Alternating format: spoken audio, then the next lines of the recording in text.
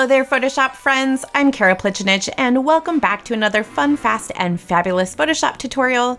Today, I'm going to show you how to bring an image to life by making a super simple animated GIF, and this project is perfect for Halloween. All of these images are from Adobe Stock's free collection. That means that active Creative Cloud subscribers can license and download them for free. I've got links in the description below. I'm going to start with this image here of the frame that we're going to be using. First thing I want to do is rotate it. So we're going to come up to Image Rotation. We're going to choose 90 degrees counterclockwise because I want the light source to be coming from the left. So that's what this gives us. Now, let's select this inside area of the frame by using one of our wizard-like selection tools. We can get to them by pressing W for wizard, and the one I'm going to choose is the magic wand. So W for the wizard-like wand tool, and with this tool active, I've got contiguous enabled and the default tolerance of 32, and I'm just going to click right in that frame to put a selection around it. Now, let's switch over to the image here. We're going to be selecting all of this image by pressing Command or Control A to put marching ants around the whole thing. We'll copy it by pressing Command or Control C, and then we'll click on this tab to get back here. And instead of just regular pasting, we're going to choose Edit, Paste Special, Paste Into. Ooh, and look at that. So now we have this illusion that our image of this portrait is inside the frame. Of course, it is just an illusion because what is really happening is that Photoshop has transformed our selection into a mask. So Halloween is the perfect time to talk about masks in Photoshop because they work like a Halloween mask in that they hide parts of the layer. So on Halloween, you might wear a mask that hides part of your face. In Photoshop, a layer mask hides part of a layer. So here we have the layer thumbnail, and here we have the mask. So it's important to know that on this layer, it makes a difference whether you've got the thumbnail active or the mask. So whichever one has this white selection around it, that's the one that is actually targeted or focused. And what's cool is if we make sure that the image is selected, we can press V for our move tool and we can reposition the image within this frame by just moving it around. If we have the mask targeted and now we use the move tool, now we get this business happening. So masks work by hiding parts of a layer, and they do that with black and white.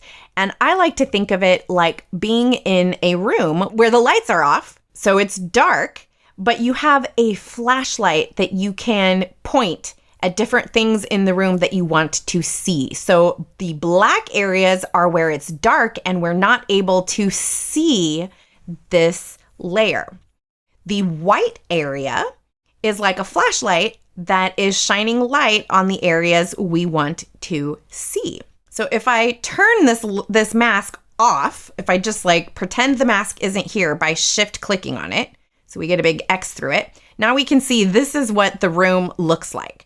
But if I shift click again, we see here's the room with the mask. So the lights are out on this outer area here where our thumbnail is black, but our lights are on in a limited area showing just this right here. We'll come back to this concept shortly and hopefully it will make more sense. For now, I'm going to zoom in by pressing Command or Control plus so I can see what's going on here. And let's grab the marquee tool by pressing M for marquee.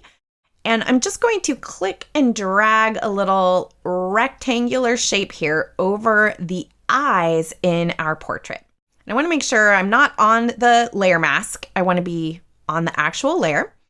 And we're going to use Generative Fill to make a closed eye version of this portrait. So with this active selection, you should see something on your screen that looks like this. This is the contextual taskbar. If you don't see it for some reason, then just come up here to the window menu and all the way down at the bottom, you'll find contextual taskbar.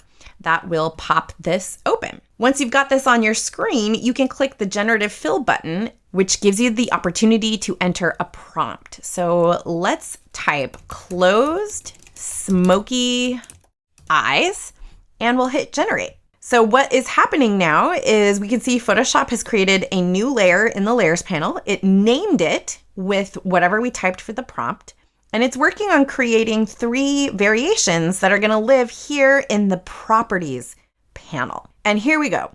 These are the 3 variations it has created. We can either click on them here by just clicking the little thumbnails in the properties panel, or in our floating contextual taskbar, we can sort of tab through them, I guess, this way. So what do we think? We can test any of them by toggling them on and off in the layers panel by clicking this little visibility icon next to the layer thumbnail. So these eyes are a good match, I think, color-wise. I think Photoshop made them a little big, and of course, those are different eyebrows, so we'll have to do some work to blend that in. But for now, I'm gonna go ahead and leave that turned on, and let's see what happens if we take out the word smoky and we just do closed eyes, and we'll click generate again. And you'll notice that Photoshop did not throw away these first 3 versions that it created. It simply moved them down, and it's creating 3 new versions, 3 additional versions that will be on top here. So now we see 3 additional versions, and these will all just live here within the document.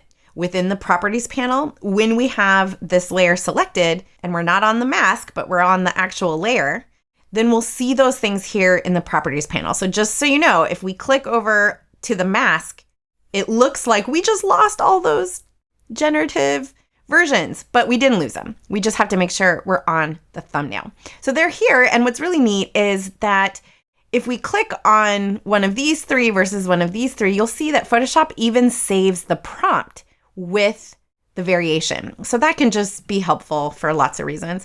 All right, so which version do we like the best? I'm gonna say this one here. I think Photoshop did a great job with that. It looks good by itself, whether her eyes are closed or open, looks good. But what doesn't work is when we toggle between them, it's very obvious that something's strange is happening.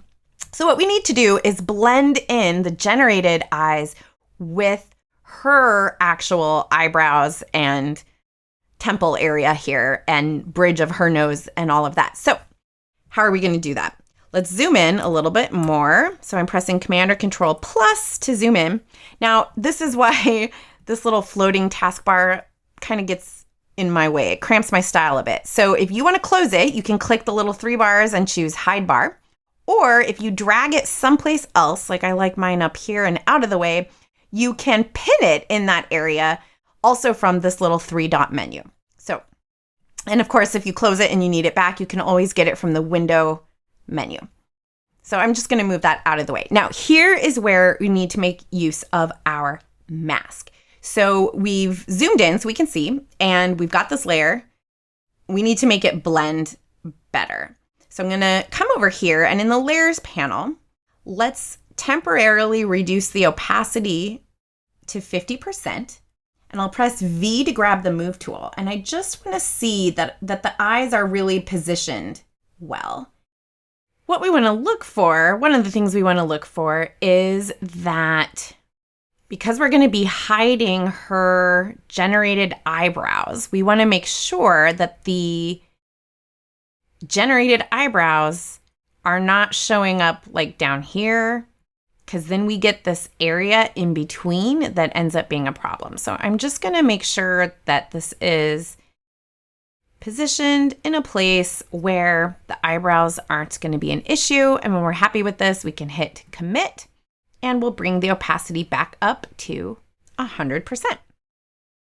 Now we want to make sure that because we're going to be trying to edit the mask, we want to put the focus on the mask by clicking on it so the white frame is here and not around the layer.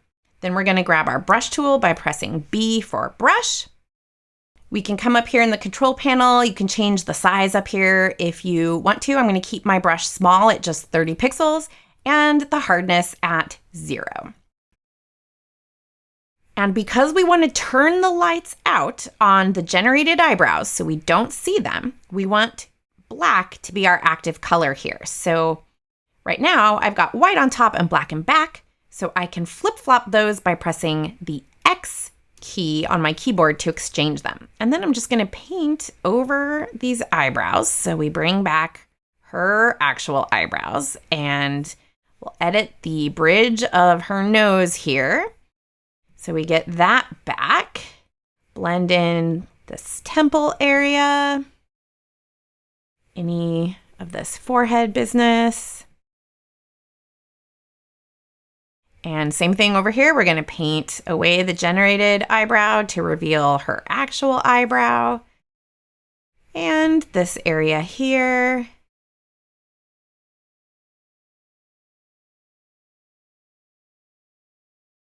Now, if we paint too much, like right here, then all we need to do is restore the visibility of this area on the generated layer by shining a light on it. So I'll press X so that I have white paint on top, and then we'll just paint over it. Isn't that amazing? I just love how that works.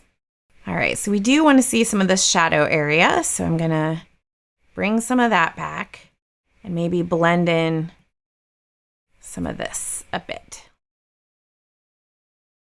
It can be really helpful to toggle this layer on and off to check your work. Another thing that is helpful is to view your image with the mask. And you can do that by Alt or Option clicking on the mask thumbnail. And look at that. Now I can straight up see all these areas here that I want to paint over because basically I missed them. And sometimes it's hard to see when you're painting. It's hard to see where those little sneaky bits are hiding, and they will show up later after you're all done. So kind of nice to just do that now. To get our image back and restore things, we just Alt or Option click again on that layer. And now if we toggle this on and off, we get a pretty decent result. Just gonna maybe blend a little bit more here. Just restoring as much of her eye area as possible without, of course, so much that we reveal her open eyes. That would be a problem. All right. So I think that's good. We could finagle this all day if we wanted to, but I think that's good. So I'm going to zoom out by pressing Command or Control 0.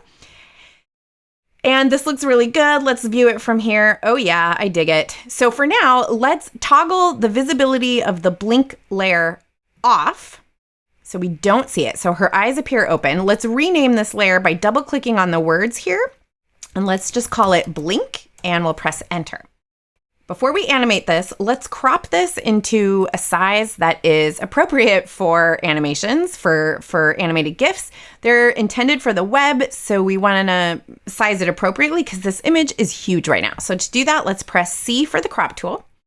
And up here, let's choose width, height, and resolution.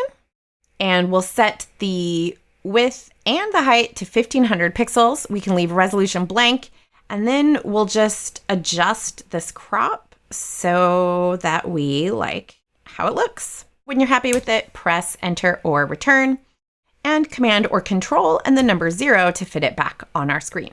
Okay, now we are ready to animate. So we're gonna pull up our timeline panel by choosing Window, Timeline. And down here, we've got two options. We can create a video timeline or a frame animation. So we want to make sure we choose frame animation. And then to actually create the frame animation, we click this button, Create Frame Animation. So here we are. We have one frame now. It's perfect. Her eyes are open. And that's it for frame 1. So this whole animation is only going to have 2 frames. The frames are kind of like snapshots of our image. So in frame 1 snapshot, our image looks like this, and we're going to make a duplicate of this by clicking the New Frame button down here to make a second frame. But in the second frame, the difference that we want is that we want her eyes closed. So with the second frame active, we'll come to the Layers panel and click to enable the closed eye layer, the blink. That's it. So if we toggle back to frame 1, we see that frame has her eyes open. Frame 2 has them closed. It's that simple. Next, let's come down here and make sure we have this set to forever. That means it will just play this animation, and when it gets to the end, it will loop around to the beginning and start all over again forever. Last thing we need to do is set our timing. So for frame 1, how long do we want her eyes to be open before she blinks? We can click this little drop down here. We have some preset times, so maybe we'll choose 5 seconds. And now let's click to select frame 2. And here from this little drop down, we can choose a preset or we can choose other. And we can make her blink as long or slow as we want. I'm just going to type 0.3. I feel like that's a nice slow blink. So then we'll click OK. And now if we hit play, it's going to sit on frame 1 with her eyes open for 5 seconds. And then she'll blink and repeat. And it will just do that forever and ever and ever. So we can hit stop. And at this point, we'd want to save our work. And then we'd want to come up to the file menu and we need to export this as an animated GIF. The easiest way to do that is to choose Save a Copy. And you actually have to make sure you choose Save a Copy. If you just save it as a GIF, it will not include the animation. So let's navigate someplace, give this a name, but instead of a format of JPEG, we want to choose GIF. Then we'll click Save. I already have one, so I'll just replace it. And here in our GIF save options, we want to make sure that we are saving this with 256 colors. You can see my other settings here. I'm just not going to mess with them. And we'll click OK. That's it. And now if I go to Finder, here's the file. And if I hit the space bar, I see the preview and it's actually animated. Cool, right?